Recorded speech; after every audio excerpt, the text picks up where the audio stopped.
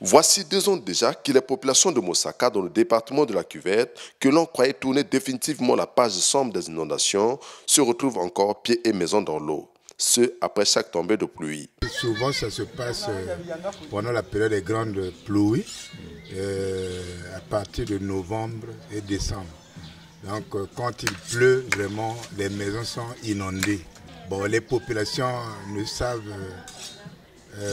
pas par où passer. On demande vraiment aux autorités congolaises de venir en aide aux populations de Mosaka. Ça fait 2 ans aujourd'hui que nous sommes dans l'eau. 2 ans de pied dans l'eau. 2 ans. Chaque période de pluie, en tout cas, nous sommes dans l'eau. Et vous voyez comment les maisons se croulent. Là, chez moi, ça fait plus de 15 jours que je suis dans l'eau. Ici, il ne s'agit plus des inondations ordinaires où les eaux de fleuve sortaient de leur lit pour envahir la localité, mais plutôt des mares d'eau qui restent plusieurs jours durant après la tombée de pluie. Une situation apparemment négligée par des autorités, mais qui fait déjà des dégâts énormes sur les entreprises humaines et sur la santé de la population. Depuis que ça se passe, il y a seulement le problème de maladie. Quand les eaux se retirent, il y a souvent des maladies épidémiques et endémiques.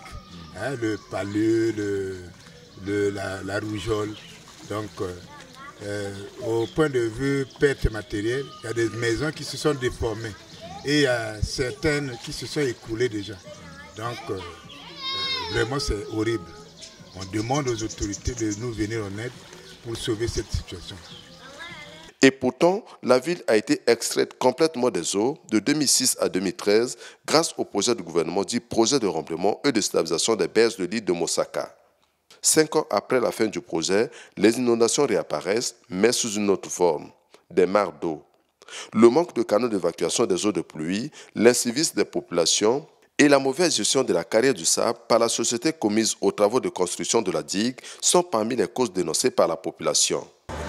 Le gouvernement et le président de la République ont tout fait de terminer avec le problème des inondations à Mosaka. Curieusement, monsieur le journaliste, alors je dois vous dire la vérité. J'ai vécu les problèmes, même un autre habitant va vous le dire.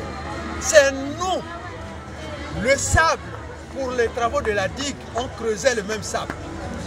Les habitants de Mosaka creusaient pour les constructions, monsieur le journaliste. Alors, nous allons condamner encore le gouvernement et le pouvoir commun. Nous-mêmes, les habitants de Mosaka, nous avons creusé notre tombe. Vous pouvez vous promener un peu partout. Les habitants de Mosaka franc vous diront la même chose. Le dragage a été correctement fait, mais le mauvais était que les gens qui avaient la possibilité de voler, s'il faut employer même l'expression, le sable, et ils allaient vendre dans les parcelles de pluie. Et c'est ce qui nous a causé, nous vivons ça maintenant. Oui, c'est ça le grand mal. Sinon le dragage n'avait pas de problème. Mais le sable qu'on avait stocké pour améliorer la ville à un certain moment à l'autre, mais les gens prenaient ça au vu aussi de tout le monde. Les responsables de la ville et tout, ben, les gens ne réagissaient pas. Et voilà maintenant les conséquences. Nous avions même vu le maire. Bon, on ne sait pas ce que le maire a pu leur dire, mais vraiment rien ne s'est fait. Et les gens continuent à prendre ça. Ils pointent ça comment? Avec des brouettes ou avec des engins? Non, avec les engins. Avec les engins, ils creusent, ils mettent dans un grand bahut, après ils vont au vu à l'issue de toute la population. Pour sortir de cette situation, la population de Mosaka propose 2 pistes de solutions. Nous voulons qu'au moins une deuxième couche de drague vienne pour essayer de surmonter. Et puis il y a aussi le problème de canalisation qui nous embête. En tout cas, il faudrait qu'il y ait des caniveaux pour que l'eau puisse sortir par le fleuve ou alors par la digue. Là, ils ont fait la digue.